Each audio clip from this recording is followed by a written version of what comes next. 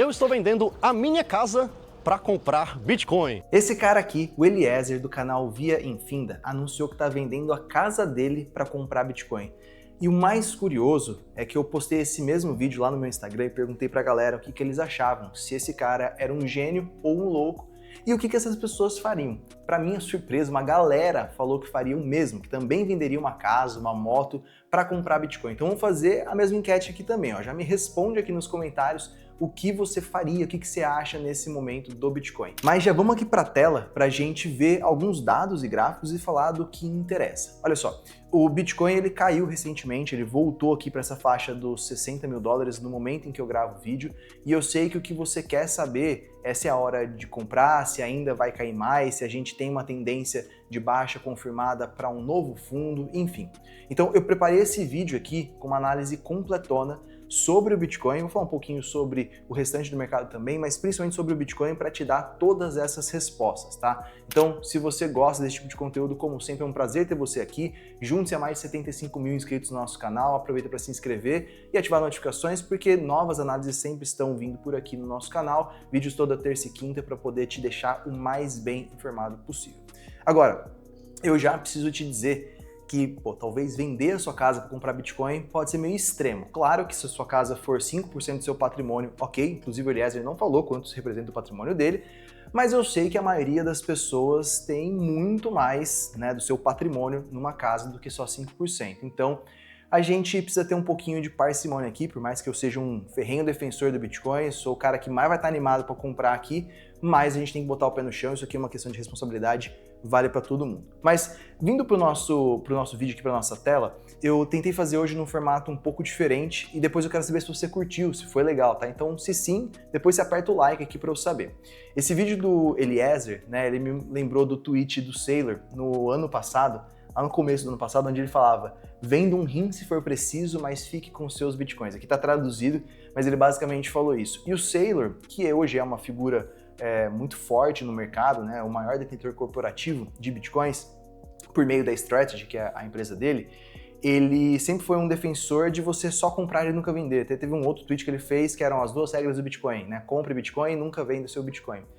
E aí que vem o ponto que a Strategy recentemente surpreendeu o mercado, como diz aqui a própria notícia, e vendeu Bitcoins. E aí que é o ponto, né? O mercado ficou talvez em pânico com tudo isso, porque, cara, o cara que falou que nunca ia vender Bitcoins foi lá e acabou de vender, tá? Então, vamos entender um pouco essa história, porque isso aqui é importante. Primeiro que o Saylor, né, esse cara aqui, ele vem acumulando Bitcoins de forma ferrenha, assim, nos últimos anos. Hoje ele já tem mais de 840 mil Bitcoins, o que está hoje aproximadamente 50, 60 bilhões de dólares. E ele realmente trouxe essa proposta da Strategy de acumular o máximo possível de Bitcoins, chegar a 5, 7% de todos os Bitcoins existentes. E essa venda que ele fez, presta atenção, são 32 Bitcoins. Se a gente fizer a conta, isso dá 0,004% de todos os Bitcoins que ele tem. O mercado, como a gente pode ver aqui pelo Fear and Greed Index, panicou. O Bitcoin caiu e o nosso Fear and Greed Index voltou para a zona vermelha de extremo medo. A minha leitura, só para resumir, porque eu já falei isso várias vezes em outros vídeos, né, não quero chover no molhado, e falei nas lives aqui que acontecem toda terça-feira, é o seguinte: o Saylor, ele precisava mostrar para o mercado que ele era capaz de vender Bitcoins. Ele até usou uma expressão no inglês que é inoculate, né, meio que assim, você vai dar essa mensagem para o mercado. Por quê? Pensa que você é uma empresa que está acumulando o máximo de Bitcoins possível, então você está falando para as pessoas, para o mercado, para as avaliadoras de crédito, por exemplo, que vão avaliar sua empresa depois, que você está montando um patrimônio robusto. Mas esse patrimônio vale zero se você nunca for capaz de vender. Então imagina que você comprou uma terra, né, um terreno em Marte. Ele pode valer muito, mas se ninguém for em Marte para comprar o seu terreno, não importa o quanto que você tem no papel, não vale nada. E o que ele fez, na minha opinião, foi vender a mercado um valor muito pequeno, que não faz a menor diferença para ele nem para ninguém, para mostrar: eu posso vender, o meu Bitcoin é líquido. Só que o mercado falou: caramba, se ele vendeu isso agora, talvez ele esteja fazendo um teste para vender muito mais. E aí que a gente vem para o pânico do mercado e faz com que a gente chegue nessa situação de Fear and Greed Index mais uma vez no extremo. Agora, vamos olhar aqui para isso e lembrar de uma coisa, né? Todas as vezes que o Fear and Greed Index foi para os extremos, para o negativo, a gente coincidiu com fundos locais, né? Então foi assim lá no início do ano passado com o tarifaço do Trump, a gente veio para cá, foi aqui nos principais fundos locais recentes do Bitcoin nessa tendência de baixa, ou seja, isso não indica necessariamente que o Bitcoin chegou ao seu fundo definitivo de um bear market, mas indica que a gente chegou já numa zona um pouco mais de exaustão. Então, sendo sincero aqui, o mercado, na real, ele está confuso e até um tanto emocionado. A gente pode ver isso aqui pelos dados. Por isso eu separei a nossa análise aqui em duas frentes. Primeiro, o curto prazo, que a gente precisa entender o que está rolando e como é que você se posiciona agora. E depois, o médio e longo prazo, tá? E eu também quero te explicar por que eu estou comprando, mas eu vou te falar como eu estou comprando. Esse é o ponto importante que eu preciso que você fique comigo aqui nos próximos minutos. O vídeo é rapidinho, mas para você entender tudo isso em detalhe, tá? Então, vamos entrar aqui na parte do curto prazo. Se a gente até vier aqui para o TradingView, a gente vai ver uma volatilidade grande no Bitcoin, né? Nesse momento que eu gravo, as bolsas voltam a subir, mas elas também estão em correção, né? Aqui tô no gráfico de 4 horas, dá para você ver bem que a gente está, por exemplo, com o S&P numa queda de mais ou menos aí 5%, 4, 5% da sua máxima, o Nasdaq também, e a gente vê que o próprio Bitcoin vem numa correção forte. Aqui não é a máxima histórica, tá? Só para deixar em perspectiva, aqui a gente está no gráfico de 4 horas, então essa aqui foi a máxima local que a gente atingiu nos 82 mil dólares. E aí a gente vê até que essa correção ela começou um pouco mais controlada, vamos dizer assim, e ela acelerou bastante, né? Que é esse mergulho que a gente vê. Depois eu vou voltar aqui nesse gráfico e passar mais impressões e mais informações sobre ele para você entender, mas eu preciso vir aqui primeiro para a gente falar do macro, tá? O que está acontecendo no mundo. Então, primeiro ponto, a gente tem juntado um monte de coisa negativa que está impactando o Bitcoin. E um dos pontos que eu acho que é super interessante e importante da gente entender é que aquela grande novela chamada Guerra no Oriente Médio, né, entre Estados Unidos e Irã, ainda vai se arrastando. A gente até teve ataques mútuos recentes, mas fato é que os dois lados cansaram dessa guerra, mas ninguém larga o osso, porque não chegaram a um acordo de trégua, de paz, enfim. E com isso, o principal ponto é o Estreito de Hormuz, que é aquela região pequena, 20 quilômetros de extensão, por onde passa 20% da produção global de petróleo, ele volta a ser fechado, ele continua fechado na verdade, né? Aqui ó, responsável por escoar cerca de 20% de todos os barris de petróleo que são consumidos globalmente. Então isso daqui está batendo diretamente no preço do petróleo, consequentemente no preço dos combustíveis. Você deve ver que a gasolina subiu, que o preço das próprias passagens aéreas subiu também, porque a querosene, né, que é o que a gente usa ali nos aviões, também ficou mais cara. E aí isso faz com que a inflação nos Estados Unidos volte a subir, e a gente teve inclusive agora no dia 10, né, que foi uma quarta-feira, a divulgação dos dados de inflação, que é o CPI nos Estados Unidos, mostrando que a inflação continua acelerando novamente, ultrapassando os 4% pela primeira vez em 3 anos, que é o dobro da meta que o Fed tem. Então o Fed quer deixar a inflação próxima dos 2%, chegou a conseguir algo muito próximo disso no final do ano passado, mas isso volta a subir e assustar o mercado. E aí qual que é o efeito disso? Isso faz com que o mercado precifique um novo aumento de juros pelo Fed, não um corte. Por quê? Porque essa era a expectativa do mercado, né? Se a gente não tivesse essa guerra, a expectativa era de que essa inflação ela fosse caindo, ficando cada vez mais próxima dessa meta e desse mais espaço para o Fed cortar juros. Só que conforme a inflação volta a subir, o Fed não pode cortar juros. Então, na verdade, o mercado passa a ter cada vez mais expectativa, aqui a gente já vê mais do que 50% de chance pela Polymarket, de a gente ter um aumento da taxa de juros do Fed ainda esse ano, tá? A gente já está vendo isso acontecer em outros bancos centrais. O Banco Central da Europa aumentou juros, o Banco Central do Japão deve aumentar juros no próximo dia 16 de junho. Então é um movimento que causa aversão a risco e impacta todos os ativos pelo mundo, inclusive as bolsas, mas também e principalmente Bitcoin e outras criptomoedas por serem ativos mais voláteis e mais sensíveis a isso. Tanto que a gente vê que recentemente, aqui se a gente pegar os dados de ETF, a gente teve uma boa saída de capital dos ETFs. Essa saída aqui está semanalmente, né? Ela foi crescendo, mas ela parece estar diminuindo neste momento.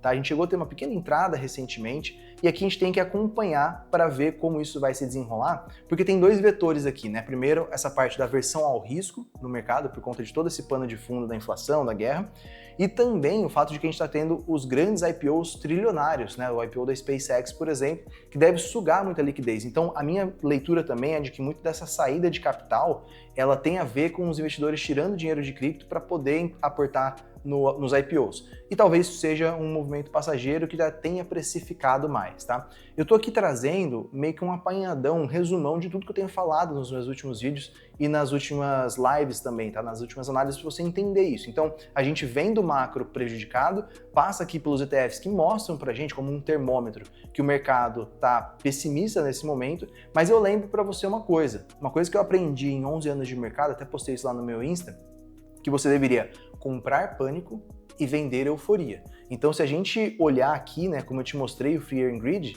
a gente está no pânico. Isso é um sinal bom de compra.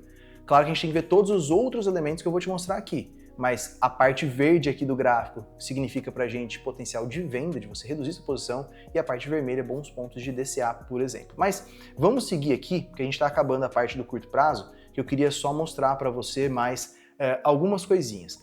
Aqui a gente está olhando o gráfico do Bitcoin, né, o gráfico de candles, numa perspectiva de liquidez, né, então um mapa de liquidações de futuros, e aqui a gente tem o funding rate, ou taxa de financiamento. Tá? O que a gente tem visto?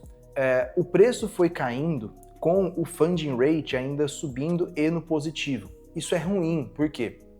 Porque quer dizer que conforme o preço do Bitcoin foi caindo e você vai limpando a liquidez para baixo, ainda assim os investidores no mercado de futuros foram apostando que o Bitcoin já ia reverter. Então eles foram abrindo mais posições long, e a gente vê também que o próprio Open Interest, né, que são as posições abertas, teve um período de crescimento aqui.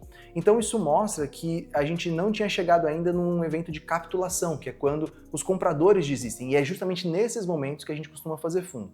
Mas agora, conforme a gente bateu aqui no 59 e está se estabilizando nessa faixa dos 60, a gente passa a ter o preço um pouquinho mais estável, com o funding rate querendo ficar negativo também, então está oscilando, e a gente começa a ter claras zonas de liquidez mais para cima do preço. Então esses são os patamares que a gente poderia visitar conforme o Bitcoin tem um novo repique. Talvez aqui essa zona de 64 a 68 mil dólares, depois uma zona de 74 a 76 e por último, aí já está mais distante, precisa de mais gás nessa fogueira aqui, nessa churrasqueira, que aí seria a região dos 80 a 84 mil dólares, tá? Mas olhando então aqui numa perspectiva do gráfico diário, a gente vê que a gente teve uma correção mais violenta, a gente vê o RSI tendo vindo aqui para o super negativo, né? Ou seja, para sobrevenda. A gente viu o prêmio na Coinbase caindo bastante e voltando agora a ficar um pouco mais neutro. Então, é natural que nesses momentos a gente chegue em algum ponto de exaustão do movimento de queda, olhando a curto prazo, e a gente poderia ter um novo repique, provavelmente para essa linha de tendência de baixa aqui, eventualmente essa região dos 67, 68 mil dólares, tá? Então, pode ser uma região a ser revisitada no curto prazo, mas ainda precisamos sedimentar um fundo aqui em 60 para depois poder pensar no médio e longo prazo, que é onde a gente poderia ter mais um cenário de alta. Mas vamos para o médio e longo prazo, porque eu falei para você, né, sobre essa visão, né, de como a gente deveria investir nesse momento, e aqui justamente eu quero fazer esse parênteses para você, que também é algo que eu tenho mostrado em todas as minhas lives e quero reforçar, que nesse curto prazo, que é mais instável, a gente precisa operar mais baseado em dados para a gente não ficar também surfando uma montanha-russa de emoções e tomar decisões por impulso, e também ficar surfando uma montanha-russa de variações de preço que levam a gente a tomar decisões erradas. Essa tela que eu estou te mostrando é um spoilerzinho da plataforma que a gente vai lançar agora no dia 15, que é o nosso piloto automático em cripto, né? Tem algumas estratégias que ficam rodando automaticamente para você, ou seja, você copia a minha carteira de forma automática, e aí você vê, né, por exemplo, essa estratégia, que é a Top 10 Hedged, que a gente está lançando, ela é essa linha azul, e você vê como ela tem performado muito bem enquanto o Bitcoin cai, que é o Bitcoin laranja. Olha a boca do jacaré que se abre, né? O Bitcoin cai e ela se protege tanto com caixa quanto com posições mais defensivas. Tanto é que se a gente olhar aqui, ela teve um retorno máximo nos nossos testes de 250%, enquanto o Bitcoin subiu 39%. Ela tem uma taxa de crescimento anual de 67%, enquanto o Bitcoin tem uma taxa no mesmo período de 14%. E ela teve um máximo de queda de 16%, enquanto o Bitcoin caiu 51%. Então ela tem menos volatilidade e pode gerar mais retorno. E por que eu estou falando disso? Porque neste momento do mercado faz muito sentido você olhar para esse tipo de estratégia. Mercados laterais, mercados em queda, te dão uma oportunidade de ir para estratégias mais inteligentes, onde você tem uma gestão um pouco mais ativa e protege sua carteira, porque quando o mercado retoma o movimento de alta, aí a gente usa aquela expressão de você vai lavar a égua, né? De fato, você vai poder aproveitar muito para surfar também esse movimento de alta, mas sem ter voltado lá para baixo para poder subir. Então é como se você pudesse pegar o movimento de alta, meio que dar uma estacionada no período ruim e continuar subindo a partir dali sem ter que voltar mais 2 passos para trás. Se isso te interessar, eu vou abrir alguns logins limitados dessa plataforma no dia 15, vai ser por ordem de chegada, então eu preciso muito que você entre na nossa lista para a gente saber do seu interesse e eu estou deixando aqui na descrição do nosso vídeo o link para você poder se inscrever gratuitamente para ter as informações da plataforma e se você depois quiser acessar, poder entrar nela e colocar essas estratégias para rodar. Mas vamos seguir aqui, porque agora a gente precisa entrar na parte de médio e longo prazo, que é olhando para frente o que pode acontecer no mercado, o que deve ser a direção do mercado aqui. Se a gente olhar a médio e longo prazo, você vai ver aqui, tá um pouquinho apagado, mas você vai ver que tem uma linha azul escura acompanhando o gráfico. E essas partes circuladas mostram os poucos períodos onde a gente ficou abaixo dela, tá? Essa linha azul é a EMA 200, ou seja, a média móvel exponencial de 200 semanas nesse caso, que mostra pra gente que a gente teve uma espécie de suporte do preço do Bitcoin enquanto ele foi fazendo seus ciclos de altas e baixas. Então, por poucas vezes o Bitcoin negociou abaixo dessa região e agora a gente está mais ou menos nela, um pouquinho abaixo. Ou seja, isso mostra para mim que, olhando numa perspectiva de médio e longo prazo, a gente pode ainda ter um pouco mais de downside, um pouco mais de queda e correção, mas isso não costuma durar muito, porque justamente quando a gente chega nessas regiões, a gente está muito mais próximo do fundo do que de um topo do mercado. A gente também pode ver isso olhando aqui para o MVRV, que é uma das métricas que eu mais gosto on-chain, que mostra aqui nessa linha laranja, é a métrica, é como se fosse um oscilador, né? Quando ele tá muito lá em cima nessa faixa vermelha, ele tá tipo super aquecido, costuma coincidir com os topos do mercado, e quando ele tá muito lá embaixo na faixa verde, onde estão os círculos aqui, ele tá muito próximo dos fundos, porque já foi quase toda a capitulação do mercado. E aí uma coisa para você notar, né? Esses topos do MVRV, eles têm sido decrescentes. Então, o que eu quero só lembrar você é, no passado era muito fácil, vende no vermelho, compra no verde. Hoje em dia, a gente, por exemplo, teve uma máxima do Bitcoin que não foi até lá um máximo da euforia. Então, possivelmente, a gente também não vem profundamente nessa zona verde na capitulação.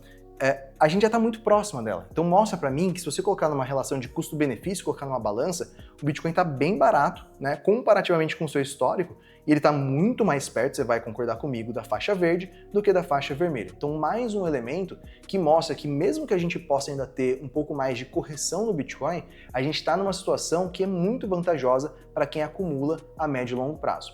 A gente também vê uma outra métrica aqui, que é o supply ou stock in profit and loss, né? Então você está pegando todos os bitcoins, quantos que estão em lucro e quantos que estão em prejuízo, e a gente vê que quando o vermelho aqui sobe, que é a quantidade de bitcoins em prejuízo, momento ruim do mercado, consequentemente, a quantidade de bitcoins em lucro cai. E quando existe um cruzamento dessas duas linhas, também costuma coincidir com todos os fundos de bear markets, dos fundos de ciclos. E a gente chegou mais uma vez aqui a cruzar essa linha, então mais um elemento que corrobora essa ideia de um ciclo, de um fundo, né, desse ciclo sendo formado. Mas é claro, né, eu tenho falado muito que eu não acredito que o ciclo de 4 anos vai para sempre perdurar como ele é. Eu acho até que a gente pode ter uma perspectiva temporal mais próxima, mas como mesmo você viu aqui, a parte do preço não vai seguir exatamente da mesma forma. A gente já quebrou a ideia do ciclo de 4 anos, pelo menos pelo MVRV, então a gente não foi pro ápice da euforia. A dinâmica está sendo cada vez mais diferente, mas ainda a gente pode olhar para os valores absolutos, que é quando a gente tem sinais de capitulação no mercado, ou sinais de pânico, por exemplo, é quando a gente chega nos melhores momentos de acumulação pensando a médio e longo prazo. E quando a gente está num cenário onde todo mundo está ganhando dinheiro, aqui, por exemplo, o MVRV não estava estourando, mas a gente estava no 100% de lucro. Esses são os melhores momentos também para você fazer vendas, reduzir suas posições e botar uma grana no bolso. A gente também tem mais 2 indicadores aqui rapidinhos que eu quero mostrar para você, que primeiro é o Power Law, que é basicamente uma regressão linear aqui do preço, que mostra também que historicamente a gente está mais próximo dessa faixa de suporte, então a gente está bem próximo das regiões onde a gente encontrou os fundos de preço e muito distante da linha roxa, que são as resistências lá das máximas do Bitcoin. Então também mostra para mim que estamos numa região de Bitcoin descontado. Mesmo que ele não volte para o roxo, que ele volte para o verde, a gente ainda tem muito upside a colher. E também olhando aqui numa comparação de ciclos, né, se a gente levar em consideração que o ciclo é soberano, que as coisas continuam da forma como sempre foram, você vai ver que o Bitcoin não subiu tanto quanto em ciclos passados e por isso também talvez não devesse cair tanto quanto, mas ele começa a entrar numa região de tempo, desde o último fundo, muito próxima dos ciclos anteriores. Então, para mim, se você considerar que o ciclo de 4 anos existe, a gente está validando, né, temporalmente uma ideia de fundo sendo formado para o Bitcoin, e se você entender que pelo menos uma parte desse ciclo mudou, a gente também tem inúmeras outras métricas que mostram para a gente que o Bitcoin está ficando bastante descontado. Então, o que eu queria trazer para você aqui, né? Voltando lá para o nosso início, que era se o Bitcoin é 60k, é compra ou venda. Bom, você pode me dizer o que você acha aqui nos comentários, vou ficar super feliz em saber a sua opinião. Claro, você não precisa concordar comigo, acho que essa é a parte mais interessante, né, de poder ter o debate, você poder colocar os seus pontos e argumentos aqui, mas eu acredito que você vai concordar comigo que a gente chega numa zona onde, por mais que a gente ainda possa ter um downside, ou seja, mais correção pela frente, talvez para os 55, 50 mil dólares, a gente tem uma série de indicadores apitando que o fundo está próximo, porque existe uma coisa que não muda muito no mercado, que é a psicologia dos investidores, quando você vai, por exemplo, para o extremo do medo, né, ou o extremo da capitulação, e quando você vai para o extremo da ganância. Então, como a gente tem muitos indicadores apontando para a mesma direção, eu penso de duas formas. Primeiro, a forma buy and hold, ou seja, você vai comprar para sua carteira de longo prazo. Você deveria aproveitar momentos como esse para fazer o seu DCA. Eu acabei de fazer mais algumas compras de Bitcoin para minha carteira que eu seguro para longuíssimo prazo, a carteira que eu estou segurando há 11 anos. E se a gente for para uma perspectiva mais de curto, médio prazo, aí eu acho que vale muito a pena a gente entrar em estratégias que são complementares, mas que podem se aproveitar desse vai e vem do mercado para se posicionar de maneira mais ofensiva, mais agressiva, no momento em que o mercado dá um sinal mais claro de alta e de uma forma mais defensiva quando a gente vai para um cenário mais negativo. Então convido mais uma vez você a entrar aqui no nosso Autopilot para conhecer, lançamento oficial no dia 15 às 7 horas da noite, uma segunda-feira. Se inscreve aqui embaixo, tá, na descrição, deve ter um QR Code aqui na tela para você também, para você ser o primeiro a receber as informações e poder ter um dos logins que vão ser liberados aqui a partir da segunda-feira, tá bom? Eu acho então que a gente tem uma boa perspectiva para o Bitcoin olhando a médio e longo prazo e uma boa zona de acumulação responsável, claro, olhando para curto prazo. Espero que você tenha gostado desse vídeo. Se sim, deixa o like, se inscreva no nosso canal e, como sempre, eu te vejo na próxima semana. Vídeos toda terça e quinta. Live na terça, vídeo na quinta e a gente se vê numa próxima. Valeu, um abraço!